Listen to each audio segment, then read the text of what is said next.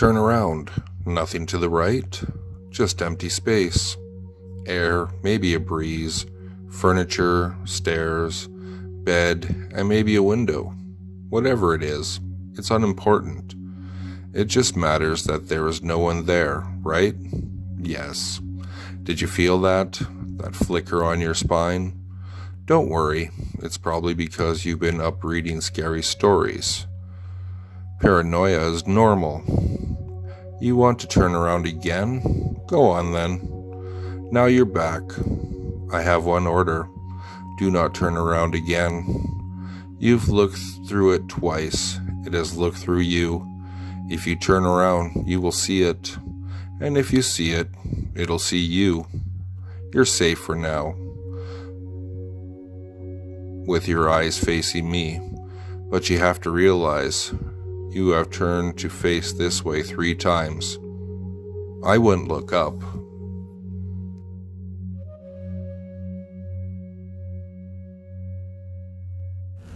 There was a young man who was reckless and foolish. Sometimes, for fun, he would take his father's car without permission and go driving around the area even though he didn't have a driver's license. One day he was driving too fast, and as he came around a corner, the car ran up on the sidewalk.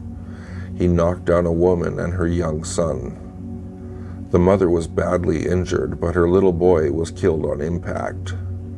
Her son bled to death as she held him in her arms. The young man was arrested by the police and charged with reckless driving and vehicular homicide. He claimed he wasn't guilty, even though he knew the accident was his fault.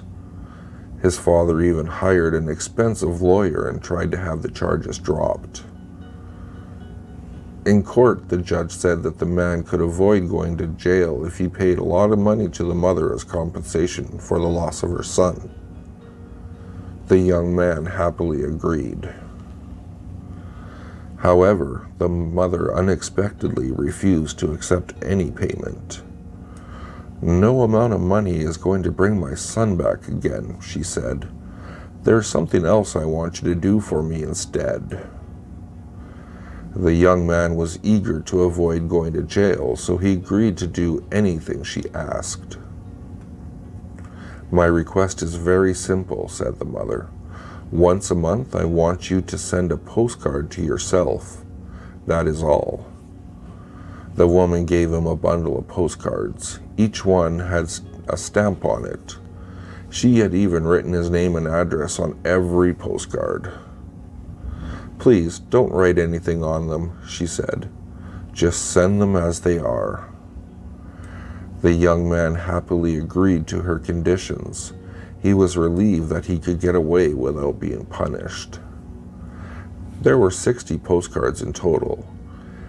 If he sent one to himself every month, it would take about 5 years. Not long after that, the young man got a job and tried to put the accident behind him. However, he kept his promise, and once a month, he mailed one of the postcards to himself.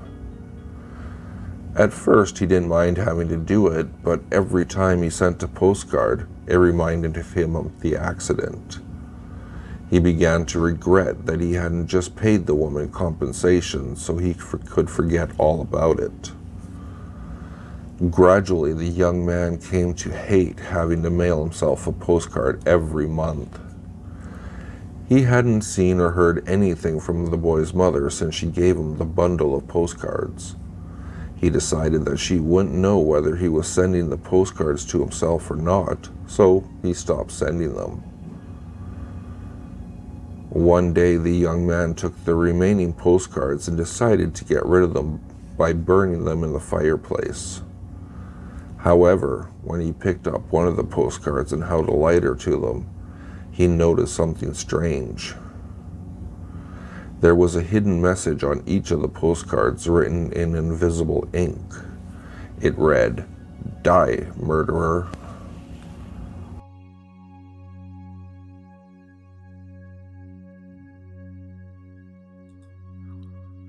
Normally you sleep soundly, but the thunderstorm raging outside is stirring you from your sleep.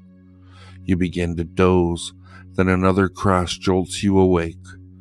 The cycle lasts most of the night, so you lay there, eyes open and outward, looking at your room, stretching out before you in darkness and shadows.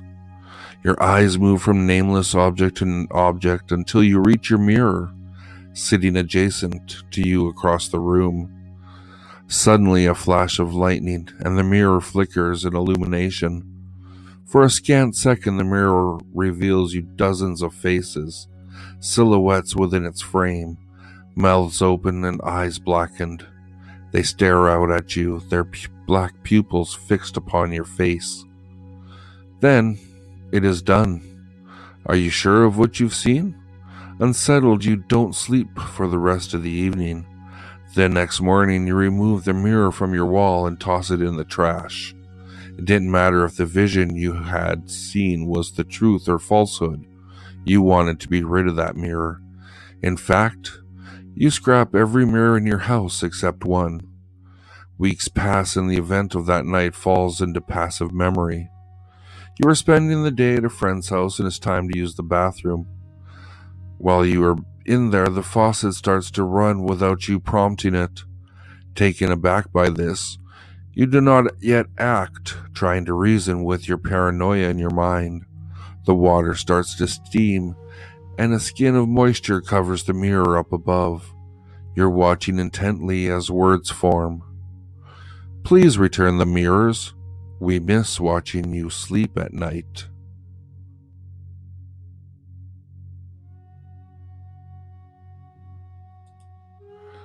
I was awoken by a loud thumping sound. Startled, I sat up in bed, but I couldn't see anything in the darkness of my room. No odd shapes. Thinking it was my imagination, I went back to sleep. But for a few minutes later, the low thumping happened again. I opened my eyes and glanced at the clock next to my nightstand. It read 12 a.m. Midnight. Wasn't that the witching hour? I snorted at the silly saying. I don't believe in such nonsense. I believe that the thumping was probably an animal on the roof. All sorts of night animals tend to get up there, especially at this hour. The sound had to be coming from above, and it just sounds like it's in my room. I was about to close my eyes again, but suddenly the thumping happened again, louder. Okay, so now I'm a little creeped out. I never heard something so loud before. I shut my eyes tight and tried to fall back asleep. I wish my parents were home. They left earlier today to visit my sick grandmother, and my older brother is spending the night with his girlfriend. I almost wished Ashley was here. She's this annoying airhead from school. Can't stand her snobby attitude, and it sucked that she lived next door. At the moment, though, I started wishing even she was here with me. Thump. Oh God. I pulled the covers over my head and tried to ignore the sound. It has to be my imagination. Yep, just imagining it. I shouldn't have read so many creepypasta stories before falling asleep. Creepy stories from the site always give me nightmares. An hour passed. No more thumping. Good. Started to feel sleepy again. As I start to doze off, I hear the whisper, I have come for you. My eyes shot open. I will feast on your soft flesh. I started to cry. That voice was real. There was something in the room with me. I will enjoy the sounds of your screams while I slowly peel off your skin. I didn't want to look, but I felt like I had to. My eyes tried to locate the smooth, deep voice, the voice that was threatening horrid things. I quickly spotted it. He was at the foot of my bed. Even in the darkness I could see how tall he was, and very pale. His large black eyes glared down at me with such intense hatred. Why was he angry at me? I don't understand, but did I even want to? Tonight, Ashley, you will die, he whispered angrily. I was about to scream, but then I realized something. Did he just say Ashley? I'm not Ashley, I managed to shout at the pale man. You're not? Asked the pale man with a puzzled expression. No, my name's Erica. Ashley lives in the house next door, I explained nervously. The pale man stared at me for a moment, and then he pulled out a piece of paper from a pocket and studied it. With a look of annoyance, he stuffed the paper back in his pocket and smiled at me. Oh God, his smile. His mouth was too wide, and his teeth were sharp, maybe even razor sharp. My deepest apologies. I was given the wrong information. Sorry to have disturbed your rest, he said politely, and then I watched, stunned, as he crawled out my bedroom window. Oh, he popped his head back inside and grinned at me with that large, scary grin. I know this is rather strange, coming from me, but would you like to maybe catch a movie one of these days? Or dinner, perhaps? I'm kind of already seeing someone, I said. Oh, pity. Well, have a good night, he said as his head popped back out. I stood frozen for a bit. I couldn't believe what just happened. Nobody would believe me. Well, it was gone now, whatever the hell he was. I finally breathed a sigh of relief. I was brave enough to finally move and went to close my window and lock it securely. As I settled into sleep, I realized something. It was going to get Airhead Ashley. I was about to dart out of bed but stopped. She was pretty nasty to everybody. Not like she was somebody I cared for, too. Oh well, I thought as I snuggled back into my warm blanket and went back to sleep.